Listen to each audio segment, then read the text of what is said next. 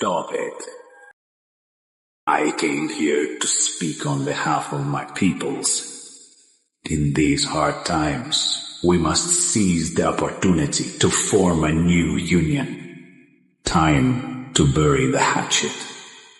Don't you think?